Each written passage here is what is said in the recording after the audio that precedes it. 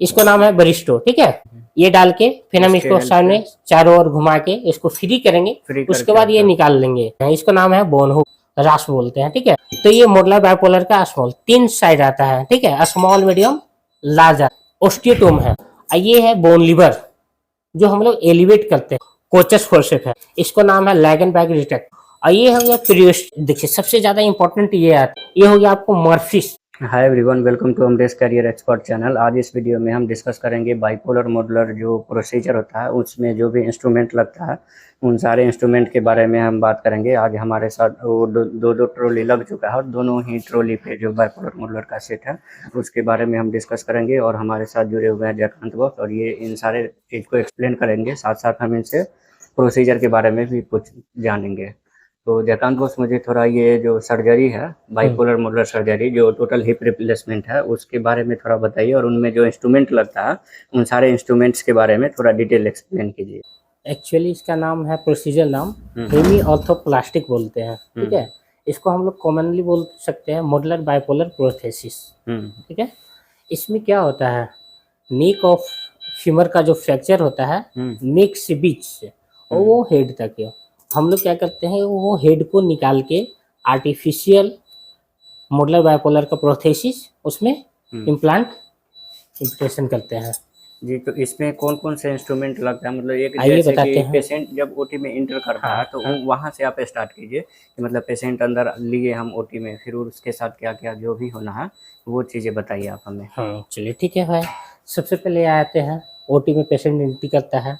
उस वक्त पहली बात है कि इसका पोजीशन होता है लेटरल पोजीशन, है ना। लेटरल पोजीशन हम लोग दोनों तरफ से सपोर्ट देते हैं ताकि कोई स्टेबिलिटी हिले और ये नहीं हो, पोजीशन चेंज नहीं होता है। उसको लेटरल सपोर्ट हाँ देते हैं ना? देते हैं। सबसे पहले पोजीशन होता है, उसके बाद हम लोग क्या करते हैं, स्क्रब करते हैं इंसिजन एरिया सर को, जहाँ तक हम लोग प्रोसीजर कर सकते हैं।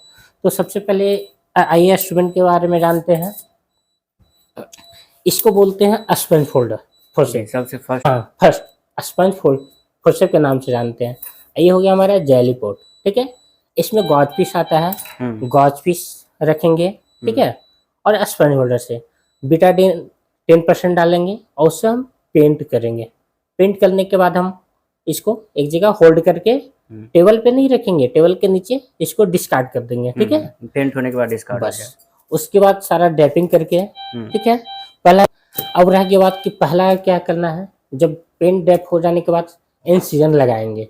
इंसिजन लगाने के लिए सबसे पहले पहला इंस्ट्रूमेंट क्या चाहिए, तो स्काल्पेल चाहिए, जिसको बीपी हैंडल बोलते हैं, ठीक है। इंसिजन ये हमारे क्या है, बीपी हैंडल है, ठीक है। देख लीजिए ये कितना नंबर है ये वही बता रहे हैं, ये 4 नंबर का है जो स्किन लगाने में काम करता है, ठीक है। इसको उसके बाद क्या करेंगे, जब इनर नाइफ लेना होगा तो 3 नंबर बीपी हैंडल से हम लोग इससे अंदर की ओर कटिंग करेंगे। हाँ। उसके बाद जब क्या करेंगे, जब इतना हो जाएगा उसके बाद ये फोर्सेप आता है, ठीक है, जो हम लोग डिसेक्ट कर सकते हैं। 2 टाइप का आता है, एक प्लेन आता है, एक टूथ होता है। टूथ में ये पॉइंटेड में टिप बना हुआ रहता है, इसको हम टूथ फोर्सेप बोलते हैं। बहुत ज़्यादा डिसेक्टिंग फोर्सेप बोलते हैं, ठीक है। और ये है प्लेन फोर्सेप है, ठीक है, पॉइंटेड के लिए। जब भी हल्का सा इसका कब यूज होता है, जब हल्का ब्लीडिंग हो, ये हो, तो इसको टिप पे पकड़ के कॉटराइजेशन जो मशीन होता है, कॉटरी पेंसिल, उस पर हम पंच करते हैं, कॉटराइजेशन करते हैं, ठीक है, ताकि ब्लीडिंग रुक जाए, ठीक है। अब इतना हो गया। इसके बाद अब क्या करते हैं, हम सीजर से जितना भी मेरा फैट है, लेयर है, टिश्यू है, ये सबको डिसेक्ट करते हैं, ठीक है। जस्ट वहाँ पे लगा के और इस तरह से डिसेक्ट, इसको नाम है फाइन सीजर। ये फाइन सीजर के लुक में हम लोग सीजर 2 टाइप के रखते हैं, 4 पीस रखते हैं। एक हो गया सुचर कटिंग के लिए होता है, जो स्ट्रेट हम लोग यूज करते हैं, ठीक है। बाय द वे कोई भेसल करे, सुचरिंग के टाइम होता है तो हम करते हैं, तो सुचर काटने के लिए भी एक चाहिए, स्ट्रेट को ही हम लोग यूज करते हैं कटिंग के लिए। तब इसके लिए अभी हो गया। अब क्या करेंगे, हम लोग मॉस्किटो फोर्सेप के नाम से जानते हैं, ये आर्टी फोर्सेप है। हाँ, ये स्मॉल हल्का ब्लीडिंग को कैच करने में काम आता है। देखिए पॉइंटेड है, सेटेड है, ठीक है। जैसे उसके जहाँ बाद पे भी इस- ब्लीडिंग हो रहा है हाँ, उसको पकड़ पकड़ और के फिर वो कोगुलेट करना। हाँ कोगुलेट करना, इस पे भी कॉटरी यूज कर सकते हैं, ठीक है। Cautery use. उसके बाद क्या है, मीडियम फोर्सेप, आर्टी फोर्सेप, ठीक है। मीडियम आर्टी फोर्सेप उसको भी हम लोग यूज करते हैं डिसेक्ट करने में, है ना। जैसे मेरा हाथ से काफी एक ऐसा लेयर होता है जो काटा नहीं जाता, एक्सप्लेट किया जाता है। काटने से यूजिंग बहुत सारा होता है, ब्लड वेसल्स उसमें रहता है, यह यूजिंग होता है। तो हम लोग क्या करते हैं, इससे एक्सप्लेट करते हैं, फाड़ते नहीं, फाड़ते हैं, काटते नहीं फाड़ते हैं, ठीक है। उसके बाद ये हो गया लॉन्ग आर्टी।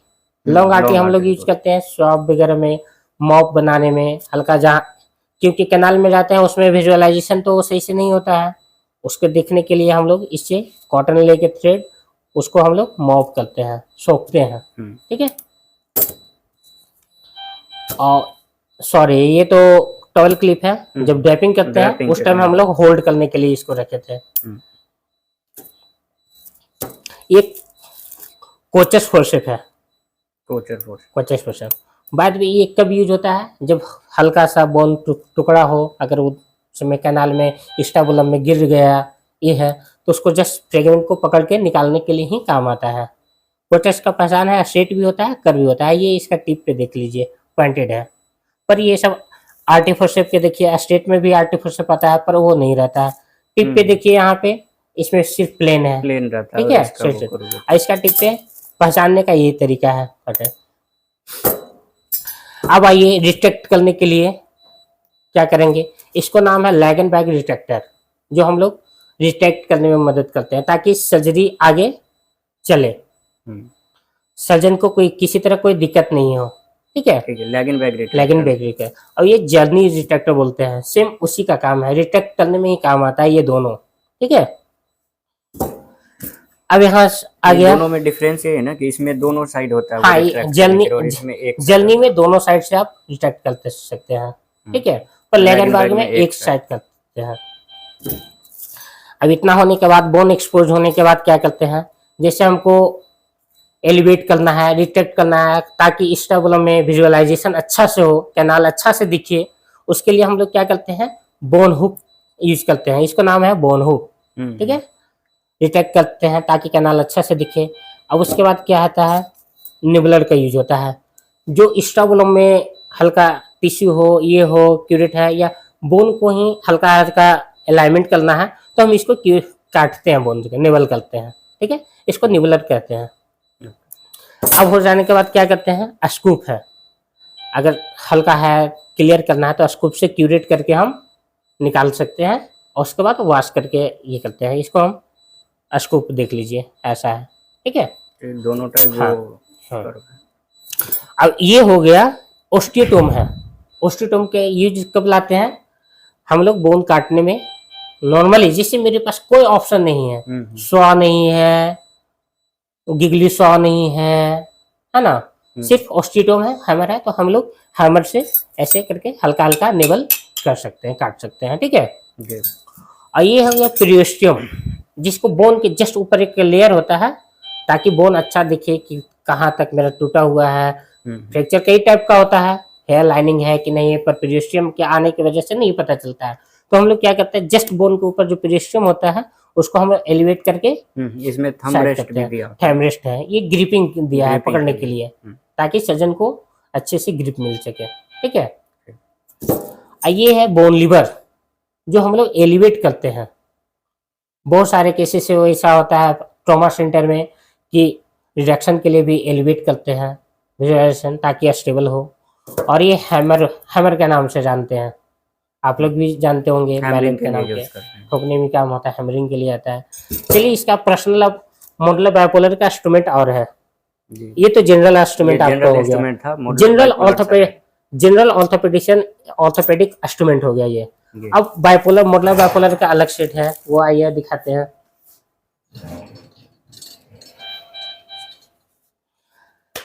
अब आइए यहाँ पे, सबसे पहले क्या करते हैं, जब वहां तक प्रोसीजर है तो सबसे पहले हम लोग हेड निकालते हैं, फीमर का, हाँ फीमर का हेड निकालेंगे, है ना।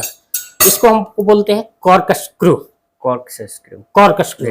जो हेड के बीच में हम प्रेस करेंगे, हल्का हैम करेंगे, ताकि हमको इसको निकालने की वजह से बेनिफिट मिले, ठीक है। मतलब और उसमें कस के हाँ, और हाँ बाहर घुमाने ले में लेते बाहर निकालेंगे। अगर उससे भी नहीं मिलता है तो एक नाम से जानते हैं, बरिस्टो। बरिस्टो, हैं। जी। इसको नाम है बरिस्टो। ये क्या करते हैं, जब ये कॉर्क का स्क्रू डालने के बाद हेड के, जैसे ये बाय द वे ये हेड है, इसको बीच में हम प्रेस करेंगे और इसको क्या करेंगे, हेड करके, जब ये मूवमेंट नहीं हो रहा है तो हम ये डाल के फिर हम इसके इसको हेल्प सामने चारों ओर घुमा के इसको फ्री करेंगे। फ्री उसके करके बाद ये आता निकाल लेंगे। इसको नाम है बरिस्टो, ठीक है। है। ओके। जब हेड निकालने के बाद क्या करते हैं, ये मेजिंग है, देखते हैं मेजरिंग जो, गेज। हाँ हेड को नापने वाला है, ठीक है। इससे हम लोग पता करते हैं कि साइज क्या ये अंदर इस तो शबनम ये में डाल के जाएगा। उसमें मेजर कर सकते हैं क्या? हाँ बिल्कुल कर सकते हैं। डाल। आइए आपको दिखाते हैं। ये आ गया 41। 41 का हम हेड लेंगे, 39, 41। ये हम 41 के देख लीजिए। मिनिमम होना चाहिए 1/3 डिप्रेशन। तो 1/3 डिप्रेशन हाँ, अंदर जाना ये होना चाहिए ताकि वो स्टबलम कैनाल से बाहर नहीं। अगर छोटा हम ले लेंगे तो हल्का सा पैरे से घुमाएंगे, स्टबलम से बाहर आके डिसलोकेट हो जाएगा। तो लेने से कोई फायदा है नहीं। जब उसमें स्टेबल नहीं हो, ये नहीं हो, मूवमेंट नहीं हो, तो सर्जरी कोई का काम कोई का फायदा नहीं। है नहीं। तो ये 41 का ले लिया। जैसे 1/3 देखिए निकला हुआ है, हाँ, ठीक है। हाँ, 1/3 है। यहाँ देखिए, जी। ठीक है। ये तो मेजरिंग आपको करके दिखा दिए। चलिए अब इसके बाद क्या है,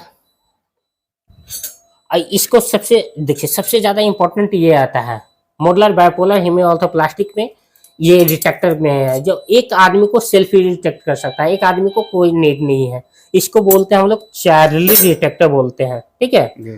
जो ये लगाया जाता है, ये लगा के और ये करके एक मैन पावर को कम कर देता है, डिटेक्ट कर देते हैं, तो विजुअलाइजेशन अच्छा से होता है। अगर मेरे पास कम आदमी हो तो हम चार्ली डिटेक्टर को यूज कर लेते हैं, असिस्टेंट ताकि का अगर शॉर्टेज है तो हाँ, वहाँ पे ये यूज कर सकते हाँ ताकि हमको डिटेक्ट करने में हेल्प मिल सके, ठीक है। हैं। अब यहाँ तक हो गया। अब सिंपली अब क्या करते हैं हम लोग,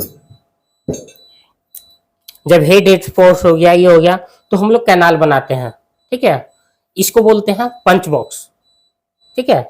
इसको बॉक्स लगा के जो हेड होता है, जीटी होता है, जीटी से हम लोग जाते हैं सुपीरियर कलर, ताकि ये पंच करके इसको अपना डायरेक्शन हम जो शेप में है, हेमी ऑर्थोप्लास्टिक प्रोस्थेसिस है, उसी शेप में डायरेक्शन में हम इसको काटेंगे, ठीक है। इसको ये बोलते हैं। इसके बाद क्या बोलते हैं, ये कैनाल ओपनर है।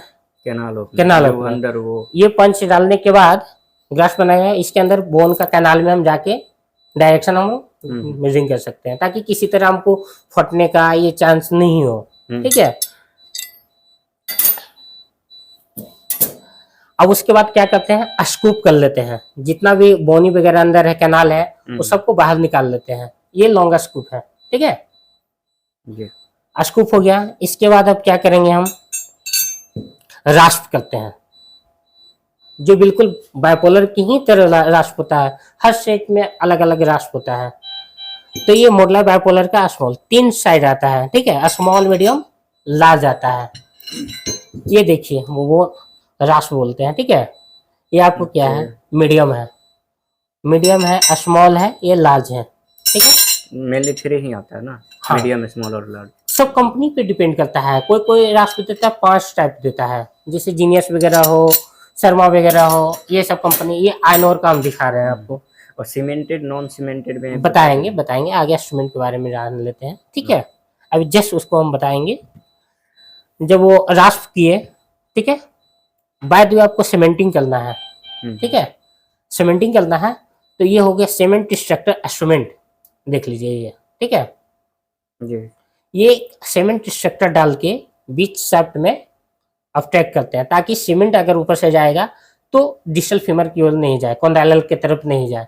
अगर वहां पे चला जाएगा तो हमको स्टेम डालने से और सीमेंट डालने से कोई फायदा नहीं है, क्योंकि उसमें कुछ बचा ही नहीं, तो होल्ड क्या करेगा, ठीक है।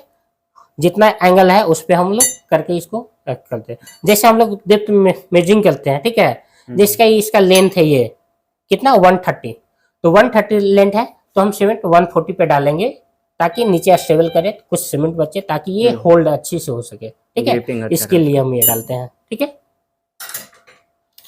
अब इतना डालने के बाद क्या हो गया, ये हो गया आपको, देखिए बाइपोलर प्रोस्थेसिस के बारे में जो बता रहे थे, ये हो गया स्ट्रीम। इसको हम होल्ड करके डायरेक्शन करके इसका हम नाम डालते क्या हैं। होता है, एक बार रिपीट कर दीजिए।